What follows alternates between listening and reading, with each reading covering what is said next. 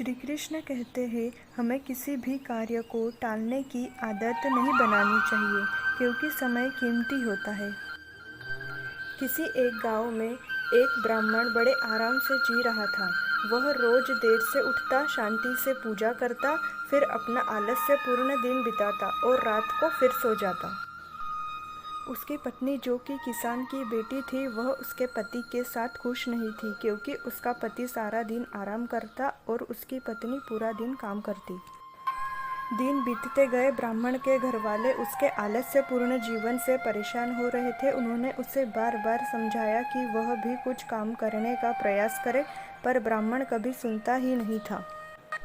एक दिन बच्चों की खिलखिलाहट ने एक साधु महात्मा का ध्यान आकर्षित किया जो उनके गांव के पास से गुजर रहे थे।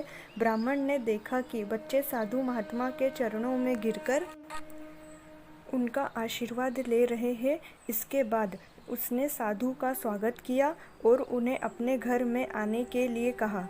साधु महात्मा उनके घर आए। ब्राह्मण और उसकी पत्नी ने साधु के लिए सबसे अच्छा भोजन तैयार किया और उनकी सेवा में बहुत अच्छे से विशेष ध्यान दिया। महात्मा साधु ने उनकी सेवा से प्रसन्न होकर उनसे कोई एक वरदान मांगने की अनुमति दी। ब्राह्मण ने खुशी खुशी साधु से वरदान मांग लिया कि वह अब किसी भी प्रकार के काम से मुक्त रह सके। साधु महात्मा ने वरदान देते समय एक जिन को उनके साथ भेज दिया और कहा कि वह ब्राह्मण के सारे काम कर देगा, लेकिन ब्राह्मण को ध्यान देना होगा कि जिन को हमेशा व्यस्त रखना होगा। अगर उसको काम नहीं मिलता तो वह ब्राह्मण को खा सकता है। जब ब्राह्मण को यह पता चला कि उसको अब कोई भी काम नहीं करना पड़ेगा तो वह बहुत खुश हो गया। उसने जिन को पहला काम खेत जोतने का दिया। जिन वहाँ से गायब हो जाता है और ब्राह्मण की खुशी का ठिकाना नहीं रहता। कुछ ही देर में जिन फिर आ जाता है और बोलता है कि खेत जोत दिया, दूसरा काम दीजिए, मुझे बताओ, वरना मैं तुम्हें खा जाऊंगा। ब्राह्मण डर कर बिलबिलाया और बोला, ठीक है, तुम्हें खेत में जाकर सिंचाई करनी है। जिन तुरंत खेत में पहुंच गया और सिंचाई शुरू कर दी। इसके बाद वह फिर ब्राह्मण के पास आ गया और पूछा, अब कौन सा काम करना है। ब्राह्मण को अचानक समझ में आया कि वह जिन को एक ऐसा काम देने जा रहा है जिसे जिन ने तुरंत पूरा कर दिया। इसलिए ब्राह्मण के पास और कोई काम नहीं था जिसे वह जिन को दे सकता था। जिन ने फिर से कहा, मुझे कौन सा काम करना है बताओ, वरना मैं तुम्हें खा जाऊंगा। अब ब्राह्मण के पास कुछ भी काम नहीं बचा था जिसे वह जिन को दे पाए। वह बहुत ही डर गया।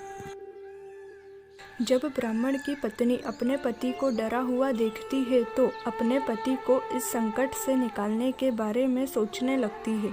वह ब्राह्मण से बोलती है कि स्वामी, अगर आप मुझे वचन देंगे कि आप कभी आलस नहीं करेंगे और अपने सभी काम खुद करेंगे तो मैं इस जिन को काम दे सकती हूँ।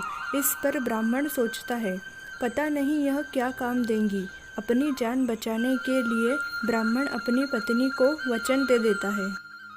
इसके बाद ब्राह्मण की पत्नी जिन से बोलती है कि हमारे यहाँ एक कुत्ता है, तुम जाकर उसकी पूंछ सीधी कर दो। याद रखना, उसकी पूंछ एकदम सीधी होनी चाहिए। जिन बोलता है कि अभी यह काम कर देता हूँ। यह बोलकर वह वहाँ से चला जाता है।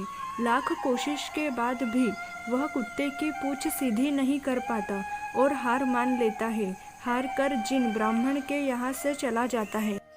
उस दिन के बाद से ब्राह्मण अपने आलस को छोड़कर सभी काम करने लगता है और उसका परिवार खुशी खुशी रहने लगता है।